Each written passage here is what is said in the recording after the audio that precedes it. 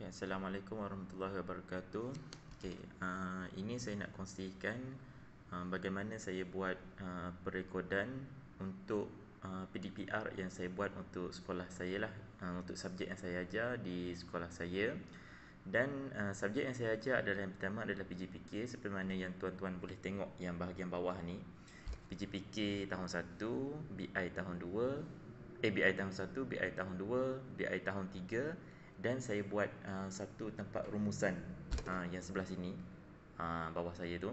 Okey, belah rumusan ni adalah saya kumpulkan, saya rumuskan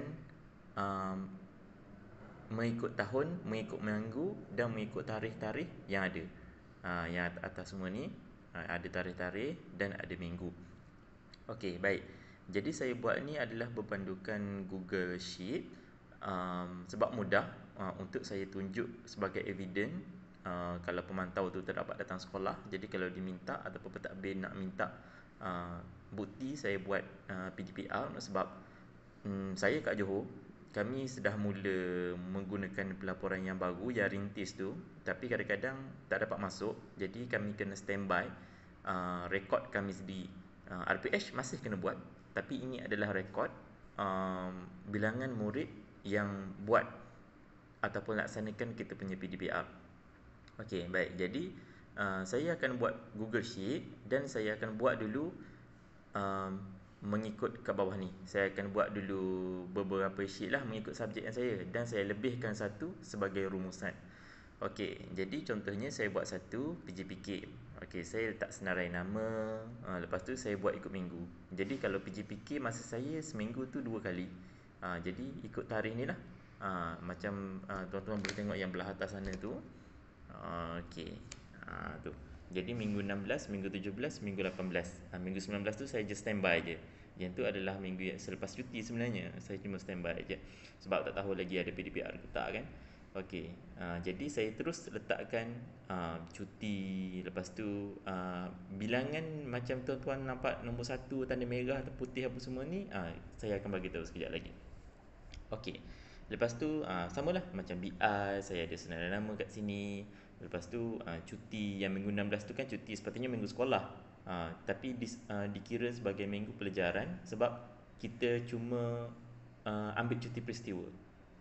Dia bukan cuti solid daripada takvim lah. Okey, baik. Jadi seterusnya minggu 17, sama je.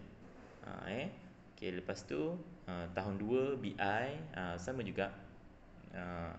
Kalau nak mudah, cikgu-cikgu boleh buat dulu untuk satu sheet, satu petak, cukup untuk senarai nama apa semua. Lepas tu just copy and paste je sheet tu. Jadi dia akan keluar sebelah-sebelah macam ni lah. Jadi tak perlulah sheet ni cikgu buat baru, lepas tu buat pula yang lain, buat pula yang lain, buat pula yang lain. Jadi hanya copy paste je. Buat dulu petak dalam satu sheet, lepas tu buat copy paste, copy paste, copy paste. Okey, baik. Apa maksud satu? Apa maksud tanda merah? Apa maksud tanda satu tapi putih, ada satu tapi merah? Okey, baik. Untuk kelas saya boleh kategorikan kepada 3 kumpulan murid-murid yang join PDPR. Yang pertama adalah murid yang hadir, yang buat kerja dan yang hantar. Itu kumpulan 1. Kumpulan 2 adalah murid yang tak hadir pada waktu masa tersebut, tapi dia buat dan dia hantar. Dan kumpulan yang ketiga adalah murid yang tak ada respon, maknanya dia tak hadir, lepas tu dia tak buat dan dia tak hantar. Jadi untuk murid yang dia buat dan dia hadir dan dia hantar, sebab masa tu saya buat kaedah media sosial, WhatsApp. Jadi maknanya dia respon kehadiran dia masa tu, maknanya dia online. Jadi maknanya kaedah yang saya guna pakai adalah online lah. Bahan yang saya guna adalah modul. Macam tu.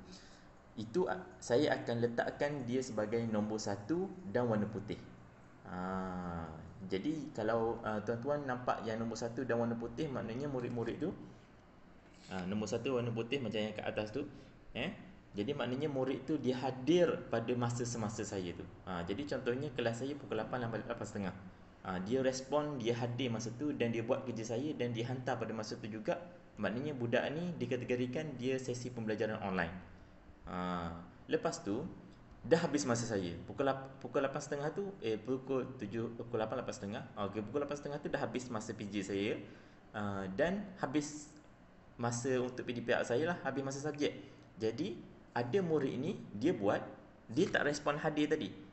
Dia buat dan dia hantar selepas luar waktu dia ajar saya. Mungkin waktu pembelajaran saya tadi dia tak ada internet ke, dia guna mak ayah dia punya phone tapi mak ayah dia tak balik lagi ke. Jadi selepas daripada sesi PDPR saya, dia baru buat dan dia baru hantar. Sebab itulah dia dapat warna merah tapi satu, menandakan dia buat kerja tapi luar waktu PDPR, maknanya offline lah. Offline itu, jadi maknanya dia masih dikira dia buat, tapi dia dikira offline. Maknanya dia bukan tak hadir. Bukan dia tak hadir tapi dia buat. Maknanya kita ambil kira lah dia punya buat tu. Lepas tu kalau tengok ada yang merah dan kosong, ada juga kat atas tu dia merah dan kosong, maknanya dia tak hadir dan dia tak buat. Maknanya selepas waktu PDPR, esok, lusa, tulat pun dia tak respon langsung.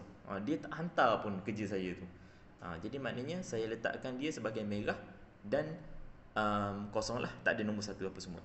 Lepas tu kalau tuan-tuan tengok yang bahagian bawah ni, tempat bahagian bawah ni, bahagian bawah atas saya, pelik kan, bahagian bawah tapi atas saya, macam tu, adalah jumlah-jumlah murid yang hantar dan murid yang belum hantar.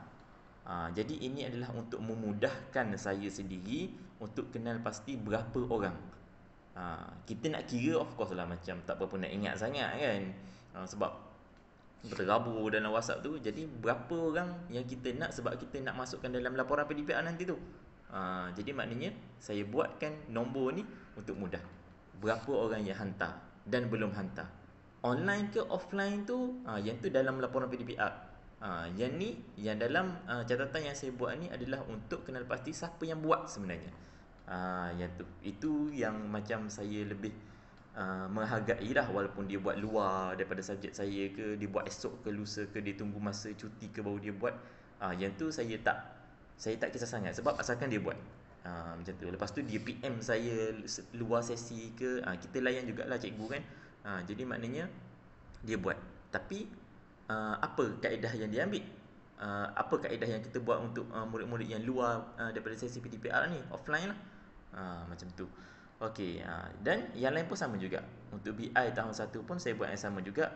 Jadi maknanya untuk kumpulan 1, dia buat pada masa PDPR dan dihantar pada masa tu, dia akan dapat nombor 1 dan tapak dia tu warna putih.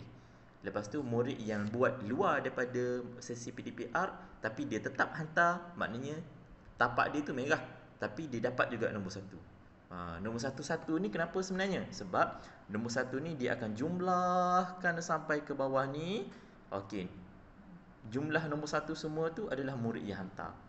Tolak dengan bilangan semua murid dan dapatlah jumlah murid yang belum hantar tu. Okey.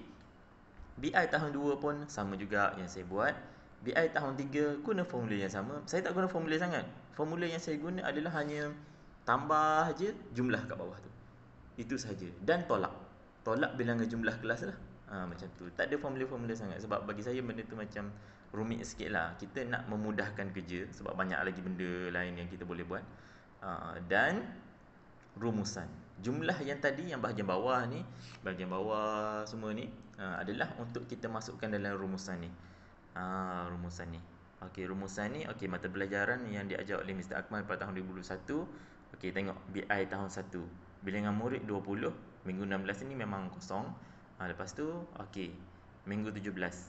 Yang ni sebab hari Ahad tu kita ambil cuti, cuti digantikan ya, sebab raya kedua tu jatuh hari Jumaat. Lepas tu tengok 17 hari bulan, 14 murid yang buat.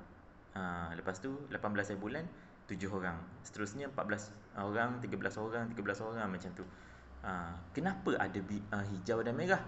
Ada hijau dan merah sebab saya letak KPI untuk peribadi saya sendiri adalah murid yang laksana PDPR ni kalau boleh lebih daripada 50%. Jadi untuk murid kelas saya yang buat 50% kerja saya letak hijau. Jadi kelas yang waktu subjek yang kurang daripada 50% saya letak merah. Jadi maknanya kelas tu tak mencapai lah KPI yang saya. Tapi saya macam ambil positif sebab mungkin murid tu tak ada headset sendiri sebab saya ajar tahap 1. Jadi maknanya saya kena saya boleh buat saya punya kaedah untuk menambah baik lah untuk yang merah-merah ni. Contohnya kalau saya terfikir untuk buat murid tak ada gadget, jadi nak buat online meeting macam Zoom ke Google Meet sah-sah lah tak dapat kan. Jadi kita guna modul. Jadi kalau murid yang tak dapat capaian internet apa semua ni, kita bagi modul yang macam berbentuk worksheet apa semua. Jadi maknanya ada parent yang tak berapa nak celik IT, jadi kita bagi lebih bimbingan, macam tu. Jadi inilah secara ringkas yang saya buat untuk perekodan saya punya PDP-UP daripada tahun lepas sampailah tahun ni. Saya masih guna tapak yang sama lah. Okey, baik. Jadi itu sahaja perkongsian daripada saya. Terima kasih. Assalamualaikum warahmatullahi wabarakatuh.